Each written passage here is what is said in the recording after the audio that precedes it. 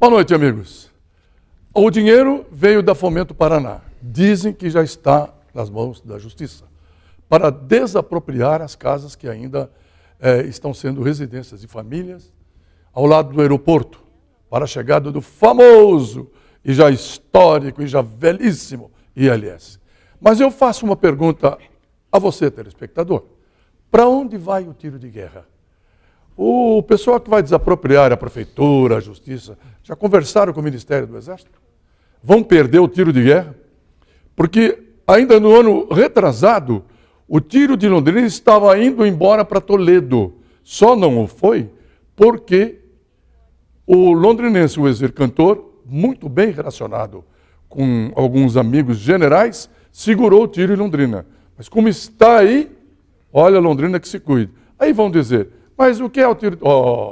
Só quem tem filho que vai fazer 18, outro que está com 17, é que tem que coçar a cabeça. O filho pode ser, se não tiver o tiro aqui, vai ser recrutado para servir no Exército, lá em Brasília, lá no Rio de Janeiro, lá não sei onde, até onde o Judas perdeu as botas. Boa noite, Marcelo. Oi, boa noite para todos. Bom, deixa eu te dar uma sugestão bacana. Hashimitsu. A Hashimitsu é a melhor doceria de Londrina. Agora em 4 endereços. Loja principal no Jardim Bela Suíça, na Avenida JK, no Aeroporto de Londrina, e a nova loja na Galeria Alameda Jardino, na Gleba Palhano. Hashimitsu, também aberto aos domingos. Muito bem, no programa de hoje estamos com Joel de Souza, presidente do Instituto Real, consultor, professor, que semana passada não esteve com a gente, estava em São Paulo, em negociações muito interessantes, e hoje volta com a série Pensamento Empreendedor, a gestão da excelência, e hoje ele fala sobre sazonalidade negativa. Como vai, Joel? Tudo bem? Boa noite, Marcelo. Boa noite, Militão. Prazer Boa noite enorme a todos tê-lo vocês. conosco. Muito obrigado, Militão. Professor Joel, o que é sazonalidade negativa? Militão, em momentos como esse que nós estamos vivendo, de crise intensa, várias companhias pedindo recuperação judicial, outras tendo que repactuar seus compromissos, a sazonalidade negativa representa os meses de faturamento em que você tem uma receita muito abaixo do que necessita, seja para atender o seu ponto de equilíbrio, seja para você ter uma rentabilidade mínima. Então, sazonalidade negativa representa os meses de baixa no seu faturamento, na sua receita, nas suas vendas. Joel, esse tipo de sazonalidade tem arrasado com as empresas brasileiras? Não tenho dúvida, várias companhias estão vivendo um ano mais ou menos assim, 6, 3 e 3. O que significa isso? 6 meses de prejuízo, 3 meses de ponto de equilíbrio e 3 meses de baixa lucratividade.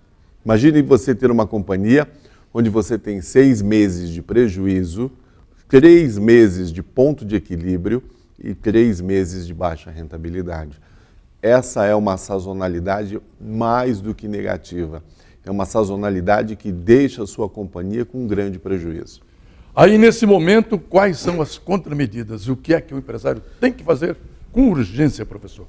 No caso das montadoras, estamos ouvindo uma palavra nova chamada layoff, ou seja, vários acordos para demissões, redução de carga de trabalho, redução salarial. Então, esses acordos estão sendo promovidos nas montadoras. Nas companhias médias, pequenas, várias demissões, repactuações de dívidas, inadimplência, atrasos nos pagamentos, mas, além da diminuição do tamanho da atividade, demissões e redução de custos. Joel, como tem se comportado os resultados das companhias desde 2014? As companhias desde 2014 têm um resultado 50% menor do que o projetado. Outras companhias tiveram uma mudança tão abrupta no tamanho do seu faturamento que não sabem mais o que fazer para conduzir os negócios. Porque quando o faturamento ele muda um pouco, você consegue ajustar. Agora, em alguns segmentos, isso representou uma queda de 60%.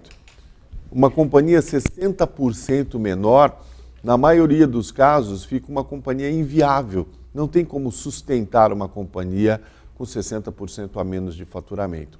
Talvez devêssemos perguntar ao governo o que isso significa. Professor Joel, e como a sazonalidade negativa tem afetado os chamados gastos fixos? Por exemplo, Militão, a companhia tem uma sazonalidade negativa, tem uma queda no seu faturamento. Com a queda no faturamento, não consegue honrar os compromissos. E aí faz o quê? O que ela deveria pagar, ela repactua. Então ela impacta o seu gasto fixo, porque agora ela tem uma nova parcela com juros dessa repactuação. O que ela deveria ter honrado, ela não conseguiu honrar. Faz o quê? Financia, parcela. Toda vez que você parcela algo, isso se transforma automaticamente num gasto fixo.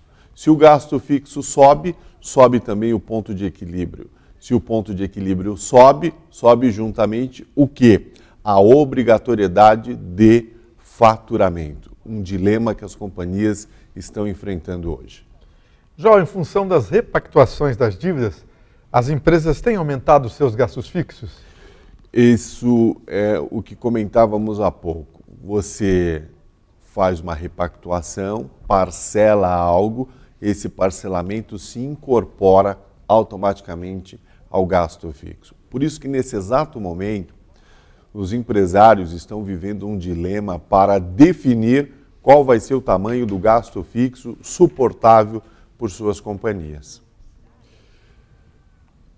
Professor Joel, você sempre recomenda, que tem feito isso, e já em outros bate-papos nossos, que as empresas não tenham dívidas superiores a 3 vezes o seu faturamento mensal. Essa recomendação continua valendo? Sim, Militão, esse é um alerta que fazemos com propriedades matemáticas e experiência empresarial já de mais de 2 décadas. Todas as vezes que a sua companhia atingir o equivalente a 3 faturamentos mensais na forma de endividamento, você entra numa zona de alto risco. Joel, como é isso? Faturo 12 milhões por ano, 1 milhão por mês. Todas as vezes que seu endividamento atingir 3 milhões, ou seja, 3 meses de faturamento de 1 milhão, você está numa zona de risco. O que vai acontecer a partir desse momento? Veja se isso já está acontecendo. Você conseguirá mudar a dívida de lugar.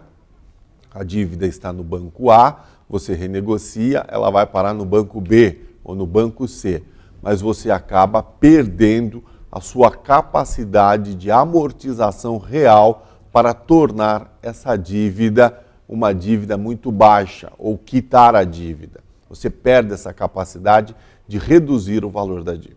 Agora, João, a sazonalidade negativa está diretamente ligada à crise que o país está enfrentando? Em vários segmentos, em momentos normais da economia, já temos a sazonalidade inerente ao setor, ao tipo do produto, à estação do ano. Temos já uma sazonalidade intrínseca ao segmento que a companhia atua. Só que agora, além dessa sazonalidade, nós enfrentamos uma sazonalidade negativa por conta da crise que o governo nos proporciona nesse momento. Os fatores econômicos apresentados trazem um novo patamar de sazonalidade negativa. Sim, a crise tem gerado uma nova sazonalidade. Professora, você está atuando intensamente em São Paulo e como é que o professor Joel está percebendo os reflexos da crise nas companhias do nosso vizinho estado de São Paulo? Militão, em vários setores, essa crise tem sido refletida de uma forma muito mais intensa do que os empresários imaginavam. Em alguns casos, até 60% de redução no faturamento. Então, uma surpresa muito grande. Veja que o estado de São Paulo é um estado pujante. Mesmo assim, os reflexos são enormes. Algumas companhias vão até ser fechadas, vão encerrar as suas atividades. Vamos ter menos companhias no mercado por conta da intensidade e da duração da crise. Porque se é uma crise que dura poucos meses, é mais fácil de ser contornada. Mas como já persiste essa situação nos últimos 36 meses, então isso faz com que algumas companhias tenham que encerrar as suas atividades. Pela sua visão de economia, João, quantos meses são necessários para que os efeitos de uma crise como essa sejam minimizados? Existem companhias que foram tão abaladas, Marcelo, que precisarão de, no mínimo, 5 anos para se recuperarem, para se reposicionarem.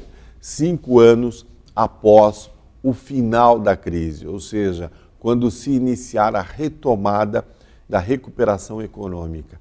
Então não é um prazo curto. Você abalar uma empresa pelo prazo de 5 anos, você prejudica muitíssimo o empresário e todos os colaboradores que estão envolvidos com essa companhia. Professor Joel, a gente ouve por aí nas filas de banco, nos bancos das ruas, os comentários em reuniões sociais. O Brasil deve continuar em crise em 2016? Militão, dado o nível da crise atual, a repercussão se estenderá para 2016. Não gostaríamos de fazer esse tipo de afirmação, só que a situação tem piorado a cada mês. Notícias ruins têm surgido e parece que não tem fim isso. Logo, essas notícias ruins tiram a total confiança do consumidor em assumir qualquer compromisso. Se o consumidor ele não confia que ele pode consumir, que ele pode fazer dívidas, porque ele vai ter o trabalho, ele vai ter o emprego, há uma desaceleração abrupta na economia. E essa desaceleração ela terá os seus reflexos estendidos até 2016. E qual a tendência de mudança no governo para 2016? O governo está sendo absolutamente pressionado de todos os lados. Cada vez que sai uma nova capa da revista Veja, da Isto É, o governo treme nas bases, porque a sociedade, os políticos, todos pressionam o governo. Então, a expectativa nossa, pelo ponto de vista econômico, é que novas medidas sejam adotadas numa tentativa de demonstrar para a sociedade a possibilidade de uma retomada econômica. Não estamos aqui discutindo medidas políticas, porque medidas políticas dificilmente resolvem questões econômicas. Estamos discutindo aqui questões econômicas, questões que afetam o bolso das pessoas envolvidas nessa crise. Então, aguardamos que medidas sejam tomadas e que possamos recuperar as companhias nos próximos anos. Medida mágica, nem pensar, né? Isso não existe, né? Atitudes messiânicas não existem. As atitudes precisam ser plausíveis, concretas e realmente devem chegar, ter os seus efeitos, devem chegar até a população. A população precisa perceber isso, na forma de mais emprego, mais renda e melhores condições. E, professor Joel, como um dos efeitos da crise, podemos esperar que muitas empresas deixarão de existir? Nesse momento, a seleção natural de Darwin, ela acontece, não é? Por quê? Porque algumas companhias não estão aptas para enfrentar esse momento e atravessar essa crise e continuar suas atividades. Então, sim, algumas companhias já vinham abaladas desde 2012. Imagine agora quando isso se intensifica. Há um esgotamento, uma asfixia e muitas deixarão o mercado. Em média, quanto tempo uma empresa leva, professor Joel, para se recuperar de momentos de grande sensibilidade como esse? Empresas mais arrojadas, 3 anos. Empresas menos arrojadas, até 5, 6 anos para se recuperar. Porque normalmente vão fazer esses parcelamentos dentro desse horizonte. De 5 a 6 anos, vão tentar parcelar esses compromissos que estão se avolumando, que estão acumulados no momento, com vários atrasos, inadimplências, negociações com fornecedores e também com o governo. Estou enganado, a Ferreiro Rocher fechou as portas. Parece que sim, né? Temos notícias que ela já vinha arrastando um endividamento altíssimo e aí não estava mais dando conta de produzir as amortizações necessárias. Por quê? Vale a pena lembrar, você não vai resolver o problema de endividamento da sua companhia com faturamento. Talvez nessa hora você ache isso paradoxal. Se eu não resolvo com faturamento, eu resolvo com o quê?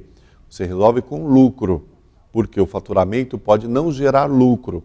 Você só resolverá se tiver um faturamento que deixe um lucro na sua companhia, porque é com lucro que você produz amortizações e não com faturamento.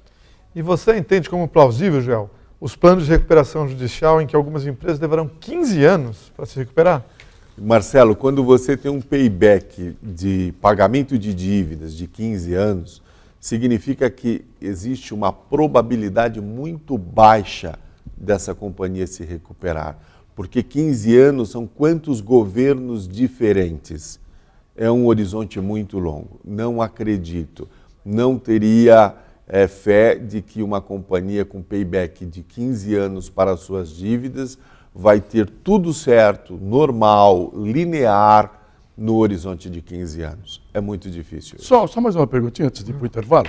Professor Joel, qual a sua opinião sobre um país gigante como o nosso, cheio de problemas, e esses problemas se acumulam, né? Tendo apenas uma mulher, uma presidente, se fosse homem ou mulher, no caso agora é a Dilma Rousseff, e um ministro da Fazenda e um do Planejamento, 3, para resolver todos esses problemas que o país tem. Não é complicado pra caramba isso? É absolutamente difícil, porque nós temos inúmeros problemas dentro de inúmeros ministérios. Então, apenas 2 pessoas tendo boa vontade e intenção de fazer não é o suficiente. Precisamos de mais pessoas competentes e com o mesmo propósito de reverter esse momento econômico. Então, são vozes solitárias que não estão conseguindo convencer todos aqueles que deveriam participar e produzir um engajamento para que tenhamos um movimento maior de recuperação econômica da economia brasileira. Muito bem, vamos para o intervalo. Já já a gente volta com o programa Militão e Militão e o consultor Joel de Souza.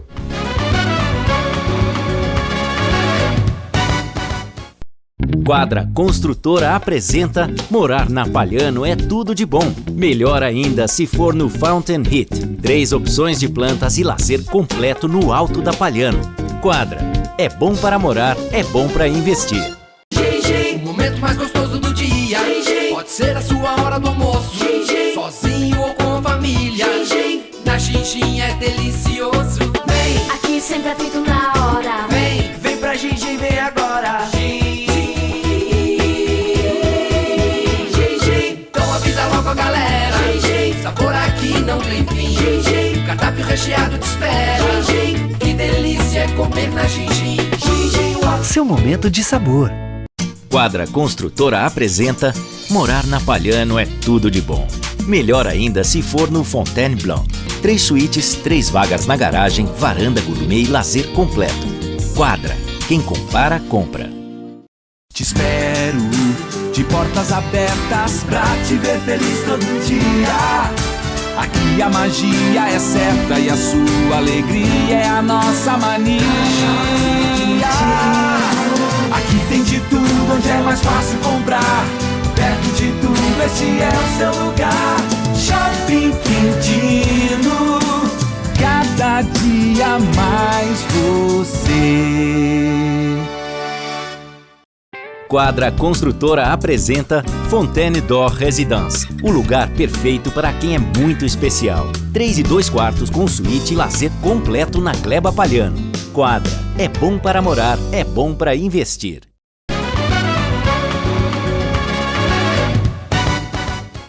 Muito bem, estamos de volta. Olha, o proprietário do restaurante Norte e Sul ganhou uma concorrência para sorveteria, eu acho que no terminal rodoviário, e ficou esperando a cobrança do pagamento da mensalidade por parte da CMTU. Ligava lá, a CMTU não mandava, ligava, a CMTU não mandava, não tinha. Depois de 4 meses, mandaram a cobrança tudo de uma vez, e com cobrança de juros e correção monetária, Marcelo. Aí é brincadeira. Alô, CMTU? Alô, doutor José Carlos Bruno, bota esses caras para trabalhar direito, porque ó, assim não dá. Dá uma bronca bem dada. Ô, se dá. Opa, é lamentável isso. Diga lá. Você pode almoçar ou jantar no Gin-Gin. O momento mais gostoso do dia. Pode ser a sua hora do almoço. Sozinho ou com a família. Na Gin-Gin é delicioso. Vem, Aqui sempre é feito na hora. vem pra Gin-Gin, vem agora. Então avisa logo a galera. Sabor aqui não tem fim. O cardápio recheado te espera. Que delícia é comer na Gin-Gin. Seu momento de sabor. A gente volta a conversar com o consultor Joel de Souza, que hoje fala sobre a gestão da sazonalidade negativa. Joel, como estão os negócios do Instituto Real em São Paulo? Vamos falar então, boas notícias. Estamos com cada vez mais clientes importantes na capital de São Paulo, incrementando ainda mais. Agora, como desenvolvemos um novo produto chamado Wealth Management, que é a gestão de fortunas, já temos 2 artistas de TVs importantes que nos procuraram para o desenvolvimento de um plano financeiro de longo prazo, seja para investimentos, seja para aquisições. Então, estamos muito felizes, estamos buscando agora as autorizações desses 2 artistas para poder divulgar esses 2 novos clientes que temos aí. E mais empresas também estão procurando o Instituto Real para projetos de reestruturação? Sim, para projetos de reestruturação, para projetos de M&A, que são fusões, aquisições, compra e venda de empresas, diversos projetos importantes estamos sendo procurados para realizar. Estamos contentes e queremos agradecer a todos os nossos clientes e aos futuros clientes também. Estamos à disposição de vocês para os projetos empresariais. Em momentos como esse de crise, Joel, é necessário um choque de gestão?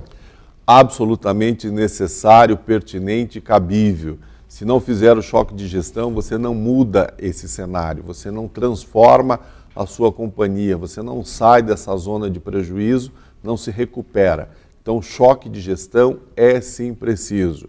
Se você continuar na velocidade em que entrou na crise, não sairá dela. Tem que mudar a velocidade, seja das decisões, mudança nos processos, organização e, principalmente, uma estratégia consistente. Mas ainda existem, professor, aqueles empresários que demoram para aceitar que grandes mudanças precisam ser feitas. Infelizmente, alguns conduzem a passos de quelônio, numa velocidade muito diferente do mercado. O mercado não aceita mais isso. Ou você toma as decisões com muito mais velocidade, com consistência, ou o reflexo da crise, ele se intensifica.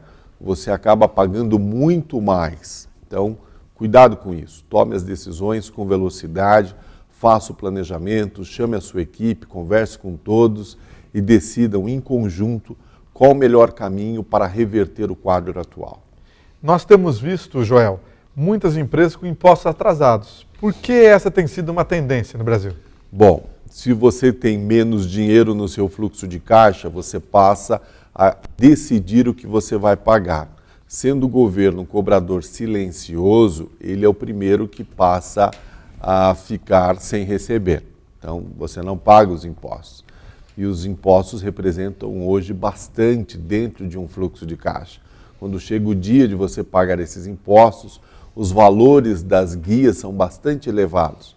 E automaticamente, se a empresa está tendo menos recebimento do que ela precisa para honrar os compromissos, ela acaba decidindo primeiro pelos impostos e muito depois pelos fornecedores. Então, é melhor atrasar o imposto do que o fornecedor e não ter mais o produto para entregar. Então, muitos têm feito isso. Mas não é porque desejam, é porque não têm recurso suficiente para honrar com os impostos. E quando as empresas parcelam seus impostos, isso se transforma automaticamente em gasto fixo? Sim. Tenho lá um montante de R$600 mil em impostos a pagar. Não pude pagar nos respectivos vencimentos. Agora aguardo um plano do governo, um refis, para parcelar os impostos. Apareceu o plano, eu parcelo, parcelas fixas, parcelas que são atualizadas por índices do governo, pego essas parcelas e coloco onde? No meu gasto fixo. Então, automaticamente, a partir dali, meu gasto fixo fica maior por muitos meses. Já o aumento do limite do Simples Nacional ajudará muitas empresas? Muitas empresas vão se beneficiar com isso. Muitas empresas já estão trabalhando no limite atual, que é de 3 milhões e 600. Esse limite é muito baixo.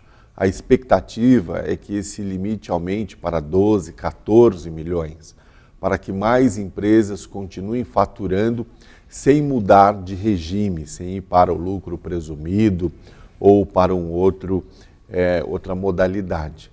Então, é importante sim para o empresário que esse limite do Simples aumente o mais rápido possível. Essa seria uma boa notícia que o governo poderia publicar, o aumento no Simples. E essa é uma notícia aguardada pelos empresários, né? Já saiu da Câmara, acho que está no Senado, ou já foi para a presidência. Falta ela sancionar, né? Parece que é isso. Precisamos agilidade nessas decisões, porque são decisões que influenciam muito a economia e seria uma influência positiva. João, qual é a recomendação que você dá para os empresários neste momento? Nesse momento, nós temos duas preocupações. Uma gestão impecável dos estoques. Não temos a menor condição de carregar estoques além do essencialmente necessário.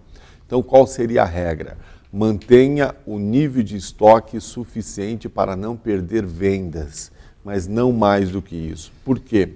Os estoques representam um item importantíssimo do capital de giro.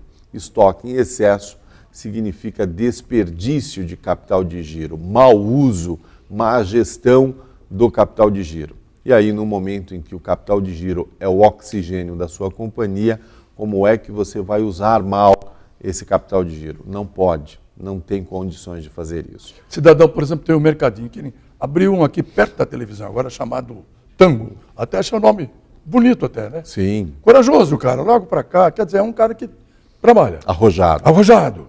E se o cidadão pensa assim, pera lá, se eu não comprar, a inflação vai subir, eu não vou conseguir. Então deixa eu comprar agora que está mais barato e tal. Isso não é bom também?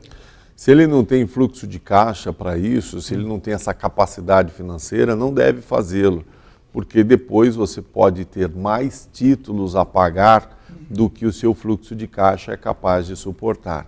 E aí você entra numa rota de inadimplência, o que estraga o seu relacionamento com o fornecedor. Então não faça isso. É verdade. Mantenha o nível essencial para a sua atividade, que atenda a sua demanda, sem que você comprometa o bom relacionamento com o seu fornecedor.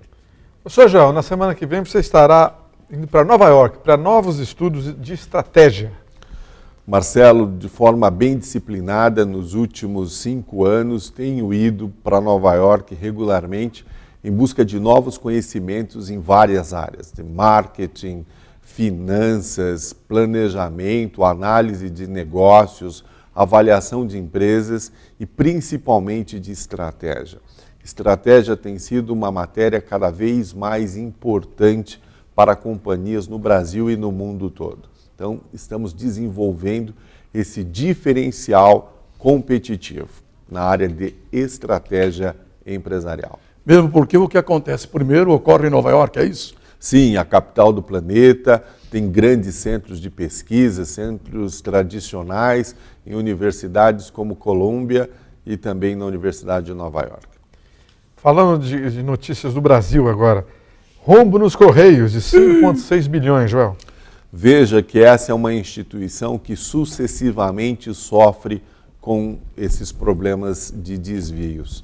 Automaticamente você tem uma instituição que poderia ser muito mais forte, produzir investimentos, produzir uma tarifa menor para os seus clientes, mas não. Tem mais um rombo para ser coberto. Isso significa que um sacrifício para a população que paga lá as taxas para o envio de suas correspondências, seus SEDEX. Então, infelizmente, esse problema já permanece por mais de uma década. Esperamos que se resolva. Na década do governo do PT. É bom que se diga, né? Joel, e o Correio, e os Correios faziam parte das instituições mais confiáveis do país, né? Sim, Sempre, né? Sempre. A Há anos atrás, população sempre depositou muita confiança nessa instituição chamada Correios. Todavia, já nos últimos 10 anos, sucessivamente, várias notícias, sempre na mesma direção. Rombos, desvios e problemas que realmente não deveriam ocorrer. É manchete dos jornais hoje, Joel. Dilma acorda e tenta reagir. Não está tarde, não? Já? Alguns dizem que deveria ter acontecido isso muito antes, mas tomara que agora se efetive. Então, a expectativa da população é que as medidas tivessem sido tomadas há 4 anos, há 8 anos, há 10 anos, mas agora é um momento que escolheram para isso. Talvez por todo o contexto, por toda a pressão que está ocorrendo, entenderam que não tem como mais adiar algumas medidas importantes. O governo federal, que é do PT, parece que está, assim, implodindo, né, professor? Porque um acusa o outro, o Lula não fala com o Mercadante, a Dilma não fala muito com o Lula mandou ela ouvir mais o governador de Minas, o governador de Minas já está aí também implicado. Quer dizer, estamos aí num verdadeiro, não vou dizer inferno político brasileiro, mas quase isso, né? Olha, uma mexida, um caldeirão de coisa ruim, né? Existe um provérbio que diz que uma casa dividida não permanece. Então, se membros da mesma legenda estão se acusando, um não confia no outro, problemas surgem, isso intensifica ainda mais os problemas econômicos. Pelo ponto de vista econômico, quando não há essa unicidade, automaticamente fragilizam as decisões. As decisões ficam muito mais frágeis, porque não há harmonia. João, vamos falar do COAF, aí você vai explicar o que é para as pessoas que estão em casa. As ações do COAF têm influenciado as práticas dos empresários brasileiros? O COAF, ele cuida das atividades financeiras. O COAF cuida da lavagem de dinheiro. Se você adota uma prática que representa um movimento de lavagem de dinheiro, quem vai tratar disso é o COAF. Então, as ações do COAF têm influenciado positivamente várias práticas empresariais, porque cada vez mais os empresários têm entendido que não vale a pena praticar atitudes fora daquilo que a lei preconiza e recomenda. Não há recompensa. Vejam esses casos da Lava Jato, quantos estão tendo agora que devolver os recursos que se apropriaram indevidamente. Então, o COAF, que é o órgão focado nas práticas de lavagem de dinheiro, está atuando intensivamente no Brasil. E isso faz com que alguns empresários que tinham práticas condenáveis entendam que devem mudar esse expediente. Professor Joel, o banco HSBC ainda não foi vendido, ou se foi, o pessoal está calado, né?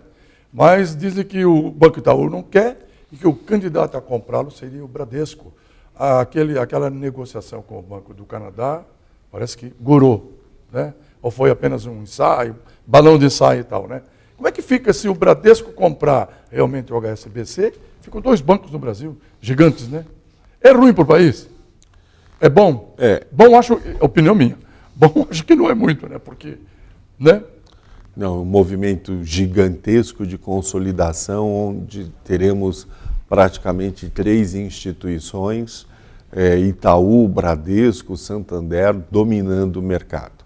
Para os clientes, isso realmente é um problema, porque se tivéssemos mais instituições competindo com essas 3 grandes instituições, provavelmente os clientes seriam favorecidos. Então, o movimento de concentração encarece essa relação cliente-banco, que já é uma relação muito cara. No Brasil, os brasileiros já pagam o maior custo, um dos maiores custos do mundo para ter uma relação bancária, o que é um absurdo.